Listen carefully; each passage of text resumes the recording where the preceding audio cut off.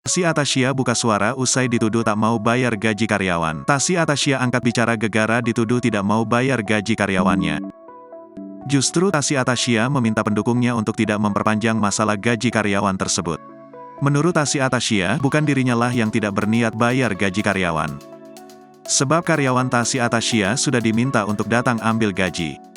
Selebgram Tasya Atasya akhirnya bersuara lewat media sosialnya soal tuduhan tak bayar gaji karyawan. Padahal kesalahan ada pada karyawan yang diminta datang ke rumah Tasya untuk ambil gaji, tapi tidak dilakukan.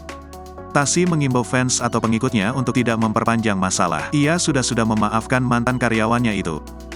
Tasya kemudian mengatakan bahwa hujatan yang ia terima terkait kabar tersebut dijadikan sebagai ladang pahala. Mantan karyawan Tasya Atasya, Risti Oktaviani, sempat mengaku tak dibayar gaji terakhirnya sejak Lebaran tahun ini. Setelah mendapat ancaman akan dilaporkan terkait dugaan fitnah, Risti kemudian meminta maaf karena kesalahan berasal darinya.